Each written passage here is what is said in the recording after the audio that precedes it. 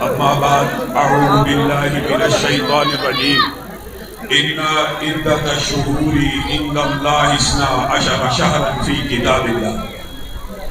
سب سے پہلی گزارش، جتنے احباب سٹیج پہ ہیں، جتنے کھڑے ہیں، سارے کے سارے سٹیج والوں سمیت بیٹھ جائیں۔ وہ ساتھی جو سائیڈ پہ کھڑے ہیں وہ بھی بیٹھ جائیں، سب بیٹھ جائیں گے تو انشاءاللہ گفتگو کی آسانی بھی رہے گی اور پیچھے والے احباب سے تنگ بھی نہیں ہوگا۔ معزز سامعین گرامی قدر، سب سے پہلے میں برادر عزیز احمد شریف ریاض صاحب، برادر آصف مشہدی صاحب، سہیل لطیف صاحب، ہارون لطیف صاحب، اجمل عباس صاحب، اپنے درینہ ساتھی رفیق عبداللطیف انور صاحب، اور اسی طرح احمد بن طارق صاحب اور شیخ برادران، آپ سب کا شکر گزار ہوں کہ انہوں نے آپ لوگوں سے ہم کلام ہونے کا موقع عنایت فرمایا۔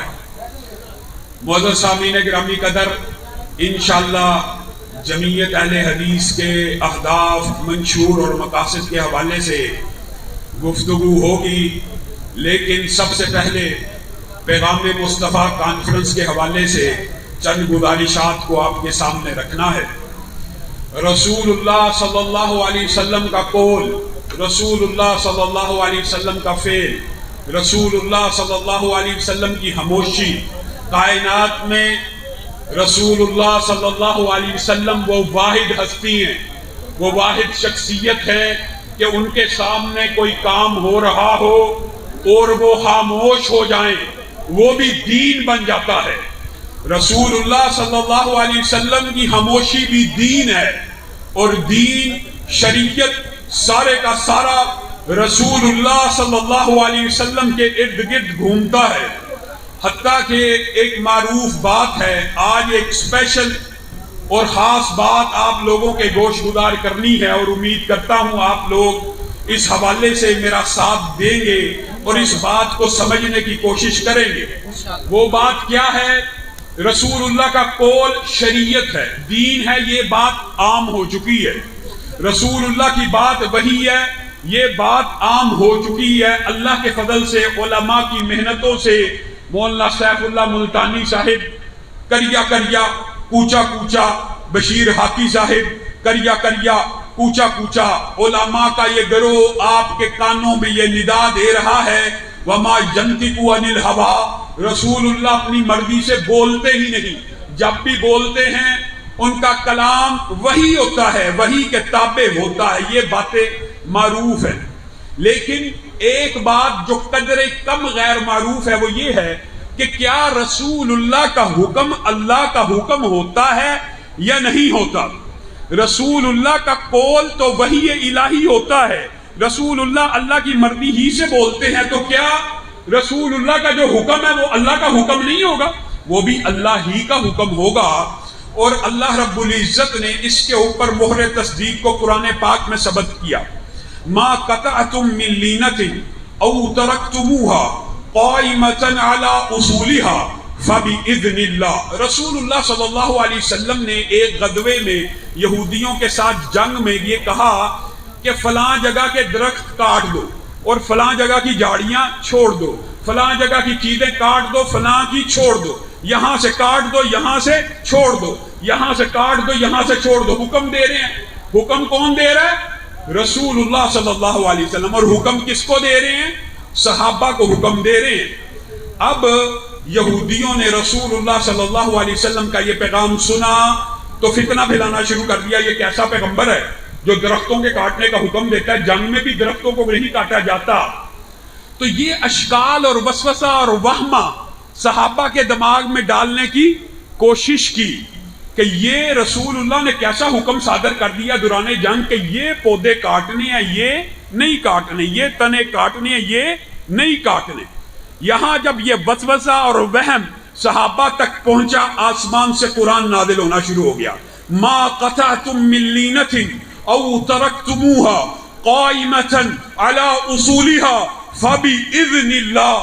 جو تم نے پودوں کو کاٹا، اللہ براہ راست صحابہ کو مخاطب ہو رہا ہے، جو تم نے پودوں کو کاٹا اور جن کو تم نے چھوڑا ما قطعتم، اور اگر مائے نافیہ ہو جو نہیں کاٹے جو نہیں چھوڑے، لیکن مائے موصولہ کے تحت جو تم نے کاٹے ہیں جو تم نے چھوڑے ہیں، ما قطعتم من لینۃ او ترکتموها قائمۃ علی اصولها، اپنی جگہ پہ باقی نہیں چھوڑے، فباذن اللہ، فباذن اللہ، یہ ایک آیت اگر آپ کو یاد ہو جائے، فباذن اللہ، ایمانداری سے بتلائیے، غامدی سے پوچھئے، انکار حدیث کرنے والوں کے سامنے اس آیت کو رکھیے، فباذن اللہ۔ حکم دینے والے کون تھے؟ رسول اللہ۔ حکم کن کو دیا جا رہا تھا؟ صحابہ کو۔ یہاں اللہ کن سے خطاب کر رہا ہے؟ صحابہ سے، کہ تمہیں رسول اللہ نے حکم نہیں دیا بلکہ اللہ نے حکم دیا۔ یہ بات بھی قدر عام فہم ہو چکی ہے۔ جو بات اس سے اگلی سٹیج پہ ہے جس کو آج سمجھانا مطلوب اور مقصود ہے، وہ یہ ہے کہ کتاب اللہ عام فہم، عام عوامی معنوں میں کتاب اللہ سے مراد کیا ہے؟ قرآن۔ کتاب اللہ آپ کی نظر میں کیا ہے؟ قرآن۔ کتاب اللہ سے مراد قرآن ہے، اور منکرین حدیث اس بات کے اوپر آپ کو لے کے آتے ہیں کہ کتاب اللہ سے مراد فقط قرآن ہے۔ کتاب اللہ سے مراد، یہ آج آپ نے بات کو سمجھنا ہے، تھوڑی سی مشکل ہے لیکن آسان کر کے سمجھانی ہے۔ کتاب اللہ کبھی قرآن کے معنوں میں استعمال ہوتا ہے، اور کتاب اللہ کبھی قرآن و حدیث کے مجموعے کے بارے میں استعمال ہوتا ہے، اور کبھی کتاب اللہ بھی صرف حدیث کے معنوں میں استعمال ہوتا ہے۔ اگر ہمارا یہ اشکال دور ہو جائے تو منکرین حدیث کے سارے فلسفے زمین بوس ہو جائیں گے۔ چند آیات ہیں، چند آیات جو آپ نے یاد کرنی ہے۔ پہلی آیت، ان عدت الشہور عند اللہ 12 شہرا فی کتاب اللہ۔ کتنی آسان آیت ہے، ترجمہ آپ کے سامنے رکھتا ہوں۔ اللہ کے نزدیک گنتی کے مہینے کتنے ہیں؟ 12۔ کہاں پہ؟ فی کتاب اللہ۔ کتاب اللہ میں گنتی کے مہینے کتنے ہیں؟ 12۔ آج آپ نے قرآن پاک اٹھانا ہے اور منکرین حدیث کے چاہے جس مرضی گروہ کے پاس لے جانا ہے، یا ان کے سرخیل جناب غامدی صاحب کے پاس لے کے جانا ہے، ان کو یہ بات کہنی ہے، اللہ رب العزت کہہ رہے ہیں کہ گنتی کے مہینے 12 ہیں فی کتاب اللہ۔ کتاب اللہ میں گنتی کے مہینے 12 ہیں۔ اگر کتاب اللہ سے مراد صرف قرآن ہے، یہ سوال بڑا اہم ہے، اگر کتاب اللہ سے مراد صرف قرآن ہے تو غامدی صاحب اس قرآن پاک سے وہ گنتی کے 12 مہینے نکال کر دکھا دیجیے۔ آپ کو قرآن پاک میں رمضان تو مل جائے گا، ذی الحجہ تو مل جائے گا، باقی مہینے آپ کہاں سے لائیں گے؟ بتائیے، کہاں سے لائیں گے؟ حدیث سے لائیں گے۔ میں اور آپ کہاں سے لائیں گے؟ اور غامدی صاحب کہاں سے لائیں گے؟ تاریخ سے۔ غامدی صاحب سے یا منکرین حدیث سے جب آپ یہ سوال کریں گے نا، گنتی کے 12 مہینے ہمیں قرآن سے دکھائیے، اگر کتاب اللہ سے مراد صرف قرآن ہے، صرف قرآن ہے، یہ عقیدہ ان کا ہے، اور یہی عقیدہ دکھ کی بات ہے عوام الناس میں ٹریول کر چکا ہے۔ اگر کتاب اللہ سے مراد صرف قرآن ہے تو وہ گنتی کے 12 مہینے ہمیں قرآن سے نکال کے دکھا دیجئے، ورنہ کہہ دیجئے کہ گنتی کے مہینے اللہ تو کہتا کتاب اللہ میں 12 ہیں لیکن اصل میں ہے نہیں ہے، معاذ اللہ۔ یہاں تو غامدی صاحب جرأت کریں اور آگے بڑھ کے یہ کہتے ہیں اللہ نے بھی جھوٹ بولا تھا، معاذ اللہ۔ اللہ نے کہا تو یہ کہ گنتی کے مہینے 12 ہیں، آگے سے جواب عجیب دیا۔ یہ گفتگو میں نے کی تو انہوں نے جواب ریکارڈ کروایا اور کہتے ہیں ہاں یہ بات درست ہے کہ کتاب اللہ کے اندر سے یہ 12 مہینے نہیں ملیں گے، لیکن کہاں سے مل جائیں گے؟ تاریخ سے مل جائیں گے۔ انا للہ و انا الیہ راجعون۔ تاریخ کے اوپر تو ایمان لائے لیکن حدیث کا انکار کر دیا۔ پھر بھی یہ نہیں کہا کہ حدیث سے مل جائیں گے، بلکہ کیا کہا؟ تاریخ سے مل جائیں گے۔ کتاب اللہ جو صحابہ کا، جو اہل سنت کا اجماعی عقیدہ ہے، کبھی صرف قرآن پاک کے بارے میں بولا جاتا ہے اور کبھی قرآن و حدیث کے مجموعے کے بارے میں بولا جاتا ہے۔ میرا اور آپ کا عقیدہ یہ ہے کہ کتاب اللہ میں 12 مہینے ہیں، 2 ماہ اگر آپ قرآن سے نکال بھی لیں تو باقی آپ کو 10 کہاں سے مل جائیں گے؟ حدیث سے مل جائیں گے، کتاب اللہ سے 12 مہینے مل جائیں گے. منہا اربعۃ حرم، اگلی آیت اور واضح، اگلی آیت کا حصہ اور واضح. ان میں سے 4 مہینے حرمت والے ہیں. کہاں پہ ہیں؟ کتاب اللہ میں. نکالیے گامدی صاحب، نکالیے منکرین حدیث صاحب، آپ قرآن پاک سے وہ 4 حرمت کے مہینے نکال دیجیے. ہاں حدیث کو قرآن کے ساتھ ملائیں گے تو یہ 4 مہینے بھی مل جائیں گے. اور اللہ رب العزت نے یہاں پہ بھی ذالک الدین القیم کی بات کی. یہ دین واضح ہے، یہ دین روشن ہے، یہ دین مبہم نہیں ہے. کسی کے ذہن میں کوئی اشکال نہ آئے کہ کتاب اللہ سے مراد قرآن و حدیث کا مجموعہ ہے. آگے بڑھیے. ایک آیت تو آپ کو قرآن پاک سے بتلا دی، موضوع طویل ہے، مختصر کرتا ہوں بات. رسول اللہ صلی اللہ علیہ وسلم کے پاس ایک وفد آیا اور آ کے کہنے لگا اقضی بیننا بکتاب اللہ، اے اللہ کے رسول ہمارے درمیان فیصلہ کیجیے کتاب اللہ سے. رسول اللہ صلی اللہ علیہ وسلم نے جواب دیا والذی نفسی بیدی، اس ذات کی قسم جس کے ہاتھ میں محمد صلی اللہ علیہ وسلم کی جان ہے، لأقضین بینکما بکتاب اللہ، میں تمہارے درمیان فیصلہ کروں گا کس سے؟ کتاب اللہ سے.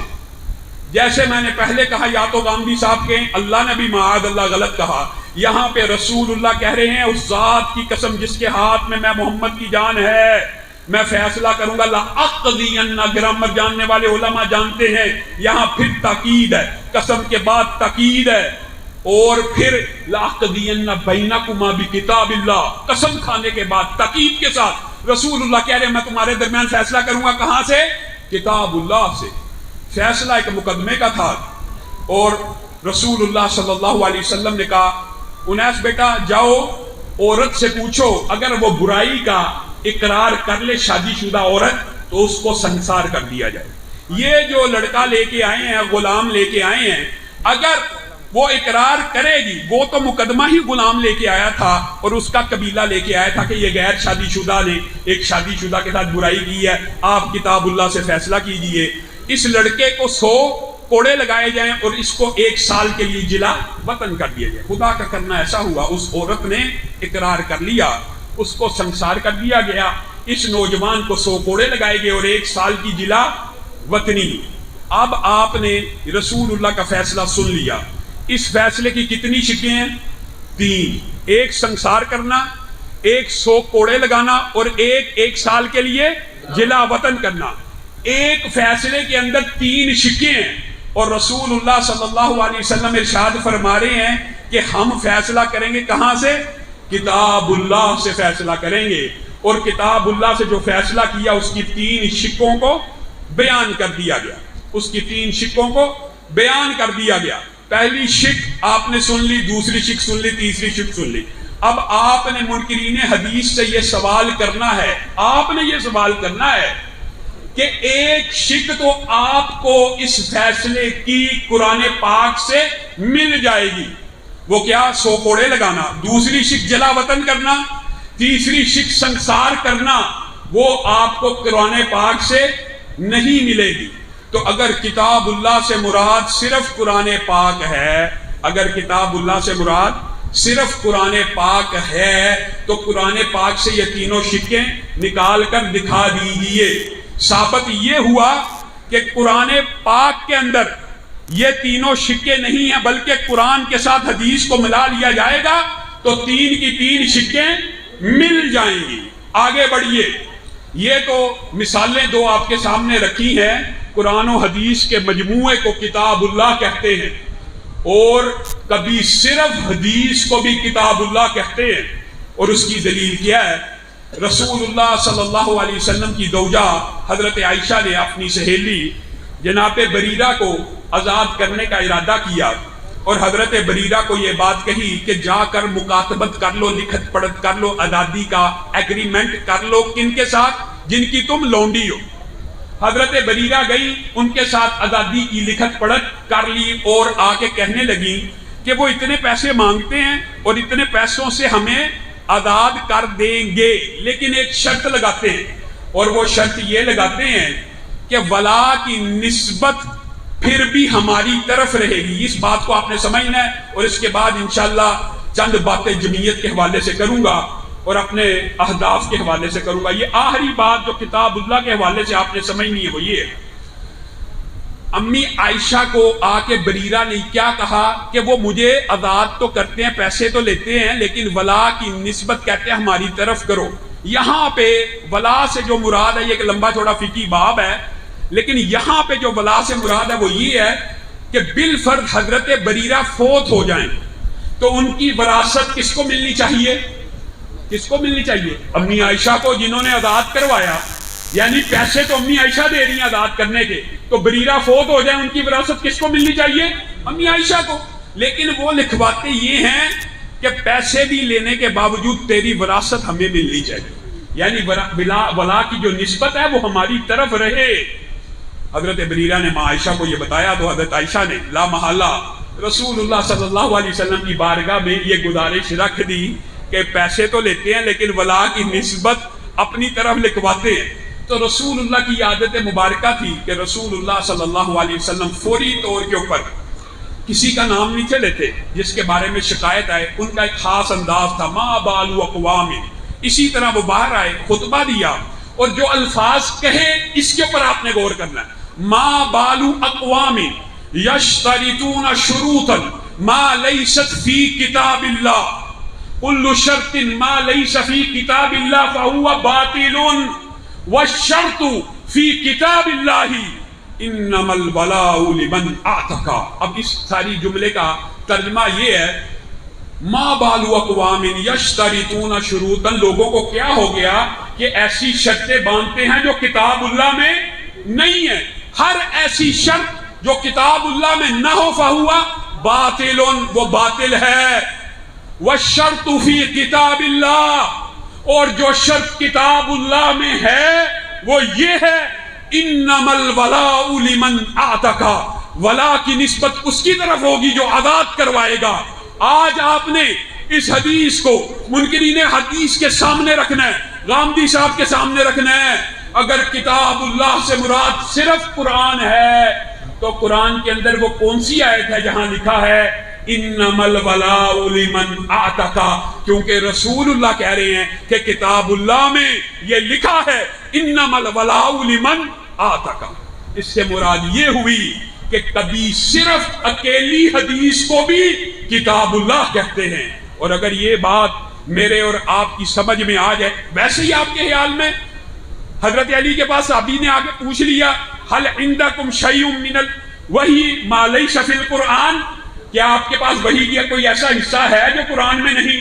تو حضرت علی نے یہ نہیں کہا تو کیسا بے وقوف ہے، قرآن کے علاوہ بھی کوئی چیز وحی ہو سکتی ہے، بلکہ کیا کہا، نعم جی ہاں میرے پاس وحی کا ایک ٹکڑا ہے جس میں وہی کچھ لکھا ہے جو رسول اللہ قصاص اور دیت کے بارے میں فرماتے تھے، اور میں علی لکھتا چلا جاتا تھا۔ گویا رسول اللہ کی حدیث بھی کتاب اللہ ہے۔ رسول اللہ کی حدیث کتاب اللہ ثابت ہونے سے ہمیں اور آپ کو کیا فائدہ ملتا ہے؟ کتاب اللہ کس کو کہتے ہیں؟ کتاب اللہ کی ایک ٹرانسلیشن فردیت کے اوپر بھی دال کرتی ہے کہ میرے اور آپ کے اوپر فرض ہے۔ کتب علیکم الصیام، آپ کے اوپر روزوں کو فرض کیا گیا۔ تو کتاب اللہ اگر حدیث ہے تو اسی طرح اس حدیث کے اوپر ایمان لانا بھی ضروری ہے جیسے قرآن کے اوپر ایمان لانا ضروری ہے۔ اور اسی لیے رسول اللہ صلی اللہ علیہ وسلم نے فرمایا تھا، لوگوں ڈر جاؤ۔ آج کے دور کے بارے میں رسول اللہ کی حدیث 1400 سال قبل کتنی سچی اور سچی ہے۔ لوگوں ڈر جاؤ، لوگوں ڈر جاؤ، ایک وقت آنے والا ہے، خبردار۔ ایک گاؤں تکیے کے اوپر بیٹھا ہوا شخص تمہیں کہے گا میرے لیے قرآن کافی ہے، تمہارے لیے قرآن کافی ہے۔ یاد رکھنا رسول اللہ کی حدیث کا مفہوم یہ ہے وہ جھوٹا ہوگا، کیونکہ میں قرآن بھی دیا گیا ہوں اور قرآن کے مثل بھی دیا گیا ہوں، اور جو قرآن کے مثل ہے وہ کیا ہے؟ قول رسول ہے، حدیث رسول ہے، فرمان رسول ہے، ابلاغ رسول ہے۔ اگر آپ کے اور میرے ذہن میں یہ وہمہ، یہ اشکال آ جائے، منکرین حدیث یہ وہمہ ڈالتے ہیں، اشکال ڈالتے ہیں، قرآن کی حفاظت کی ذمہ داری اللہ نے لی ہے، حدیث کی حفاظت کی ذمہ داری اللہ نے نہیں لی۔ یہ دنیا کا سب سے بڑا جھوٹ اور سب سے بڑا مغالطہ ہے۔ وجہ اس کے بے شمار دلائل ہیں، بے شمار دلائل ہیں، علماء نے لکھ دیے، لیکن آپ لوگوں کے سامنے ایک جھٹکی مثال دینی، وہ کیا ہے کہ اللہ رب العزت نے قرآن پاک میں کس کی پیروی کا حکم دیا؟ رسول اللہ کی۔ کس کی اتباع کا حکم دیا؟ رسول اللہ کی. کس کی اطاعت کا حکم دیا؟ رسول اللہ کی. جو چیز تمہیں رسول اللہ دے پکڑ لو، جس سے روکے رک جاؤ. یہ ساری آیات کا خلاصہ ایک آیت اگر میں بیان کیا جائے تو کیا ہے؟ لَقَدْ قَانَ لَكُمْ فِي رَسُولِ اللَّهِ أُسْوَةٌ، کہ رسول اللہ کی زندگی تمہارے لیے، رسول اللہ کی زندگی تمہارے لیے نمونہ ہے. اب آپ نے اس ایک آیت کو مد نظر رکھنا ہے. قرآن پاک میں اللہ رب العزت بالواسطہ یا بلا واسطہ 700 ٹائمز یہ کہہ رہے ہیں کہ رسول اللہ جو دیں اس کو لے لو، جس سے روکے رک جاؤ. رسول اللہ کی پیروی کرو، رسول اللہ کی اتباع کرو، رسول اللہ کی فرما برداری کرو. اور اینڈ کیا ہے؟ رسول اللہ کی زندگی تمہارے لیے نمونہ ہے. اب آپ نے اس بات کے اوپر غور کرنا ہے کہ آپ نے اللہ کے ساتھ مثال کسی کی نہیں، لیکن سمجھانے کے لیے کہہ رہا ہوں. آپ ایک دردی کو ایک سوٹ دیں یا کوئی بھی آپ کسی بھی کام کرنے والے کے بارے میں یہ مثال بنا سکتے ہیں، اور سوٹ دیں اور اس کو کہیں کہ نمونے کے مطابق سی دو. ایک دفعہ کہیں، 2 دفعہ کہیں، 3 دفعہ کہیں، 4 دفعہ کہیں، 5 دفعہ کہیں، اور حقیقت یہ ہو کہ آپ نے اس کو نمونہ نہ دیا ہو. یہ بات بڑی اہم ہے سمجھنے کے لیے. آپ نے اس کو نمونہ نہیں دیا اور اس کو فون کال کریں سوٹ نمونے کے مطابق سی دے. 1 دفعہ، 2 دفعہ، 5 دفعہ، 10ویں دفعہ آپ کو کیا کہے گا؟ کتنا تو بدعقل بندہ ہے، سیمپل دیتا نہیں، نمونہ دیتا نہیں، اور مجھ سے مطالبہ کرتا ہے نمونے کے مطابق سی دوں. اب آپ ذرا غور کریں، اللہ رب العزت آپ سے اور مجھ سے مطالبہ کیا کر رہا ہے؟ زندگی گزارنی ہے کس کے نمونے کے مطابق؟ رسول اللہ کے نمونے کے مطابق. اور گاندھی صاحب وہ نمونہ محفوظ ہی نہیں، گاندھی صاحب وہ نمونہ محفوظ ہی نہیں جس نمونے کے مطابق اللہ رب العزت 700 مقامات پہ کہہ رہا زندگی گزارنی ہے. وہ نمونہ کہاں ہے؟ یہ نمونے کی حفاظت کی ذمہ داری اللہ کی نہیں ہے.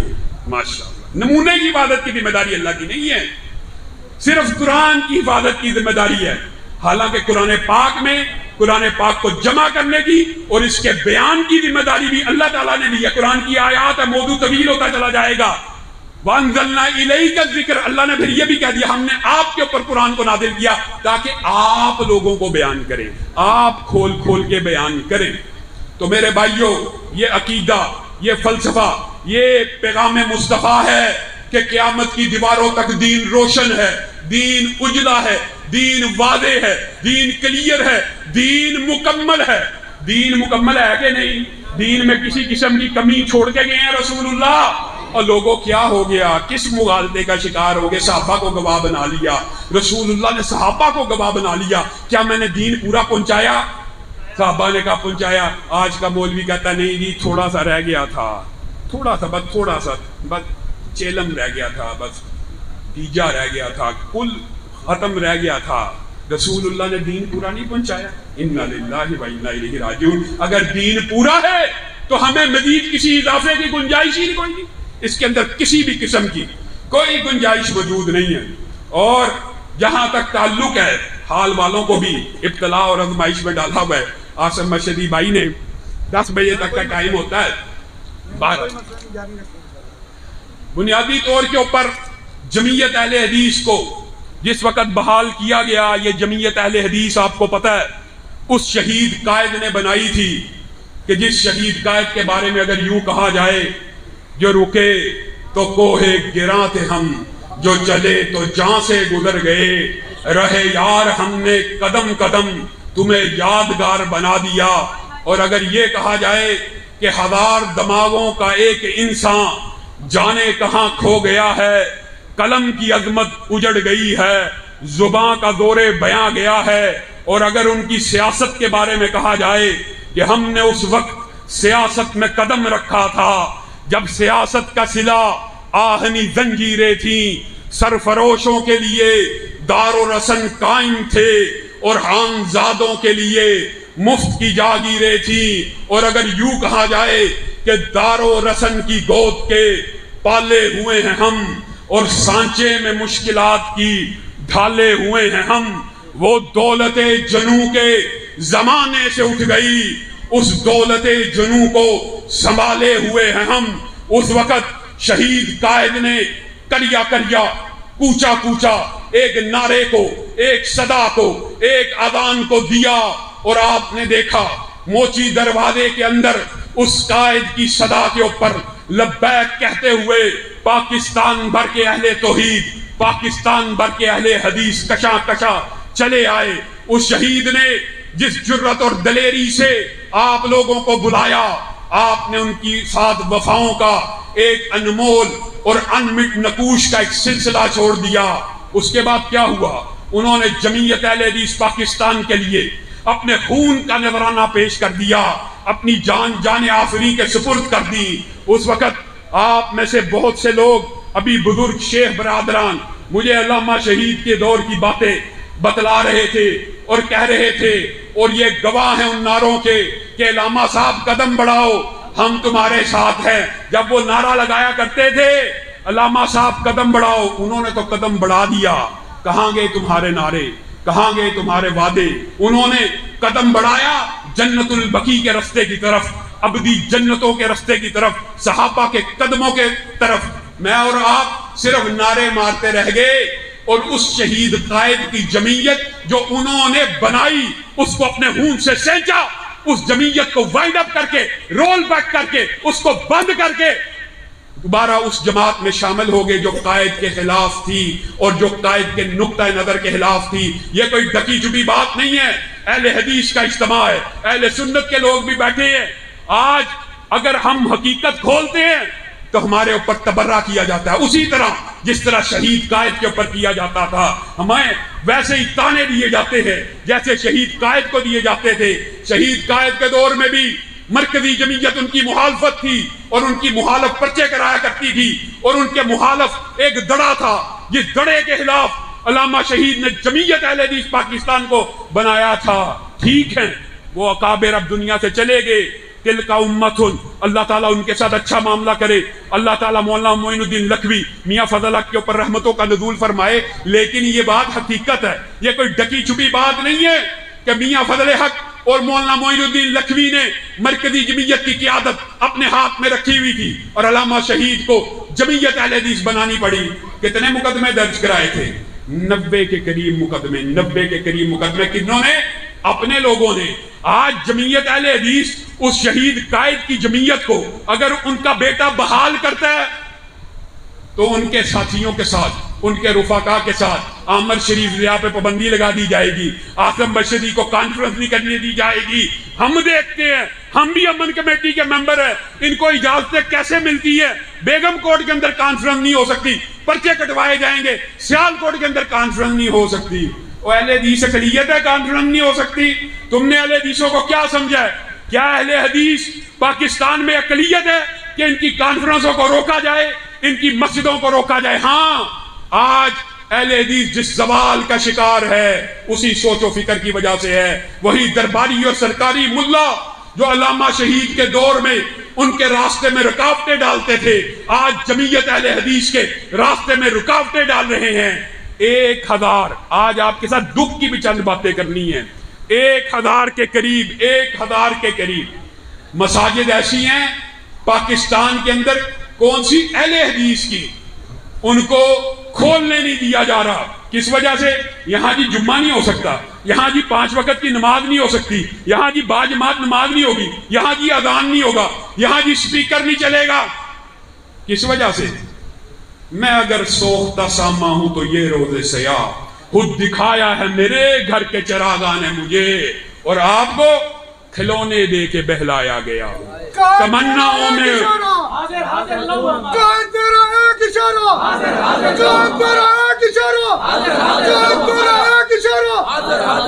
علامہ صاحب قدم بڑھاؤ، قدم بڑھاؤ، سورج چاند رہے گا۔ کھلونے دے کے بہلایا گیا ہوں، تمناؤں میں الجھایا گیا ہوں۔ اگر بات آئی ہے تو زاغوں کے تصرف میں عقابوں کے نشے من۔ آپ ہیں مسند دعوت و ارشاد کے امین، اور آپ نے نام رسالت پہ کمائی کی ہے۔ آپ بتائیے آپ کا کیا کردار ہے؟ 40 سال بیت چکے، 40 سال کا یہ زوال۔ آج اگر آپ کے دفتر میں کوئی اہل حدیث مسجد کا کیس لے کے آ جائے، آپ اس کو کہتے ہیں آپ نے مسجد بنائی کیوں ہے؟ میرے کو پوچھ کے بنائیے، وہاں پہ بنیاد کیوں رکھی ہے؟ وہاں پہ اذان نہیں ہوتی۔ آج ہمارا دفتر جمعیت اہل حدیث پاکستان کا دفتر کھلا، صرف 4 ماہ میں 1000 سے زائد مسجدوں کے کیس ہمارے دفتر میں آ چکے ہیں کہ ان کو علامہ صاحب خدا کا واسطہ کھلوایا جائے، کسی میں اذان نہیں ہے، کسی میں جمعہ نہیں ہے۔ اور آپ کو یہ خوشخبری سنانا چاہتا ہوں، صرف لاہور کے اندر اللہ کے فضل و کرم سے 24 مساجد کو کھلوا چکے ہیں، سیالکوٹ کے اندر 3 مساجد کو کھلوا چکے ہیں، گجرانوالہ کے اندر 5 سے 7 مساجد کو کھلوا چکے ہیں۔ اور انشاءاللہ میں آپ لوگوں کے ابھرتے ہوئے ولولوں اور ہموں کو دیکھ رہا ہوں، آپ لوگوں کے ساتھ کی ضرورت ہے۔ اگر آپ عوام اللہ کی قسم میرا ساتھ دے تو وہ وقت قریب آ چکا ہے کہ اہل حدیث کی 1000 مساجد کو کھول دیا جائے گا اور ان کے تالوں کو توڑ دیا جائے گا، لیکن اس کے لیے مجھے آپ کے ساتھ کی ضرورت ہے۔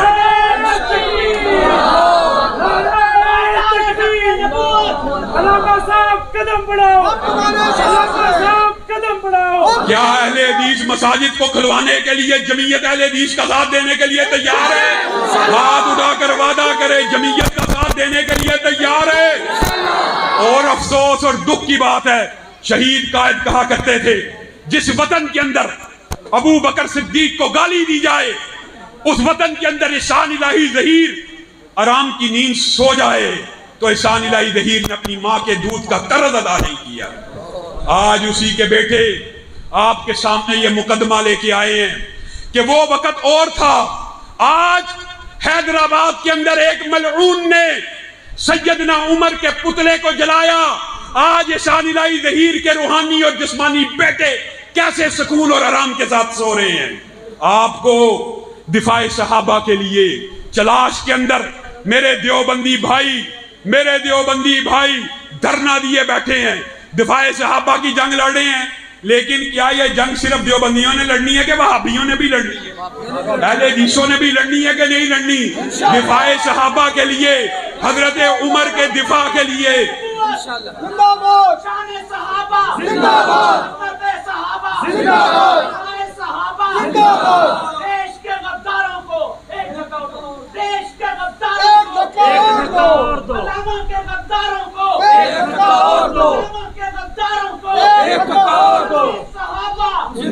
اور مجھے بتاؤ صحابہ، اللہ اکبر، صحابہ کون تھے؟ اولئک هم المتقون تھے۔ متقون کون؟ صحابہ۔ مفلحون کون؟ صحابہ۔ اور رسول اللہ کے لیے جانیں نشاور کرنے والے کون؟ بولیے کون؟ شمع رسالت کے پروانے کون؟ رسول اللہ کے لیے جان نشاور کرنے والے کون؟ رسول اللہ کے وفادار کون؟ رسول اللہ کے چوکیدار کون؟ آج کے بعد آپ کا اور میرا بھی یہ تسبیح اور نعرہ ہونا چاہیے کہ جب تک ہم زندہ ہیں دفاع صحابہ کرتے رہیں گے، اور ہمارے منہ پہ ایک ہی نعرہ ہوگا، کیا ہوگا؟ صحابہ صحابہ صحابہ صحابہ صحابہ صحابہ صحابہ صحابہ۔ ہم پاکستان کے اندر ان گستاخوں کو ایک پیغام دینا چاہتے ہیں، اگر آپ پاکستان کے اندر عزت کی زندگی چاہتے ہیں، اور اگر آپ یہ چاہتے ہیں کہ آپ پاکستان کے اندر امن کے ساتھ زندگی گزاریں، تو آپ کو صحابہ کا احترام کرنا پڑے گا۔ جو صحابہ کا گستاخ ہوگا وہ یا تو اس ملک سے فرار ہوگا یا گرفتار ہوگا، یا فرار ہوگا یا گرفتار۔ یہ وطن لا الہ الا اللہ کے کلمے پر بنا، ابو بکر صدیق کی صداقت کی جنگ لڑی جائے گی، عمر کی عدالت کی جنگ لڑی جائے گی، علی کی شجاعت کی جنگ لڑی جائے گی، عثمان کی صحابت کی جنگ لڑی جائے گی، حسن و حسین کی سیادت کی جنگ لڑی جائے گی، اور سیدنا امیر معاویہ کی سیادت کی جنگ بھی لڑی جائے گی۔ ان کا دفاع کرنے کے لیے تیار ہے۔ جمعیت اہل حدیث پاکستان کیوں کر بنی؟ جمعیت اہل حدیث پاکستان کے اغراض و مقاصد اور منشور یہی ہے میرے بھائیوں۔ آج آپ سے اگر جتنے بیٹھے ہیں، میں اگر آپ سے پوچھوں گا نا آپ کس کے ساتھ ہیں، آدھے لوگ کہیں گے میں پی ٹی آئی کا بندہ ہوں۔ آپ کس کے بندے ہیں؟ جی میں نون لیگ کا بندہ ہوں۔ اللہ کے بندوں، اللہ کے بندے کہاں ہیں؟ نظام مصطفیٰ کے بندے کہاں ہیں؟ آپ کو بالآخر جاگنا ہوگا۔ اللہ کی قسم کھا کے کہہ رہا ہوں، آج اگر میری صدا کے اوپر، میری اذان کے اوپر لبیک نہ کہیں، کل پرسوں بالآخر ایک وقت آئے گا آپ کو یہ بات ماننا ہوگی اور آپ کو جاگنا پڑے گا. حقوق ہمیشہ بھیک مانگنے سے, حقوق ہمیشہ نوکری اور چاپلوسی سے, حقوق ہمیشہ بوٹ پالش سے, حقوق ہمیشہ ٹانگوں کی مالش سے نہیں ملتے. کئی مرتبہ حقوق کو چھیننا پڑتا ہے. اور حیران کن بات ہے, آپ ایک لطیفہ بھی سن لیں. لطیفہ میاں چنو کے اندر اور ہانیوال کے اندر جس وقت جمعیت اہل حدیث کے اندر لوگ گول در گول شامل ہو رہے تھے, احمد شریف ضیاء صاحب, اعظم مشدی صاحب لوگوں کو لے کے دفتر میں آ رہے تھے. وہ میاں چنو سے احمد بھائی دفتر میں لے کے آ رہے تھے. لطیفے کی بات ہے, وہ کہتے ہیں جی انے تے میاں چنو تے خانے والی چہلے حدیث ہی نہیں جنہیں جمعیت میں شامل ہو گئے. یہاں سے آپ ان کی سوچ و فکر کا, ان کی فہم و فراست کا اندازہ لگا لیجئے کہ جن کے نزدیک چند لوگ بھی, ان کے نزدیک پاکستان میں اہل حدیث ہے ہی نہیں. اور پاکستان اہل حدیث میں اقلیت نہیں ہے کہ جس کے جلسے کو جس کا جی چاہے روک دے اور جس کی مسجد کو جس کا جی چاہے بند کر دے. پاکستان میں اہل حدیث ایک قوت بن کے ابھریں گے, ایک طاقت بن کے ابھریں گے. جس طرح شہید قائد نے کہا تھا, اہل حدیثوں اٹھو, زمانہ تمہارے قدموں کی چاپ کا منتظر ہے. آج پھر وہی وقت ہے. اللہ کی قسم, آج اسی شہید کے بیٹے نے آپ کے کان میں یہ صدا دی ہے, اذان دی ہے کہ اہل حدیثوں اٹھو, زمانہ تمہارے قدموں کی چاپ کا منتظر ہے. آپ جمعیت اہل حدیث کا ساتھ اور علامہ شہید کے اس بیٹے کا ساتھ دینے کے لیے تیار ہے؟ ہاتھ اٹھا کر وعدہ کرے, اٹھ کر وعدہ کرے, اور اٹھ کر وعدہ کرے, ساتھ دینے کے لیے تیار ہے؟ انشاءاللہ پھر ٹوٹ گریں گی زنجیریں اور زندانوں کی خیر نہیں. یہ دریا جھوم کے اٹھتے ہیں, تنکوں سے نہ ٹالے جائیں گے.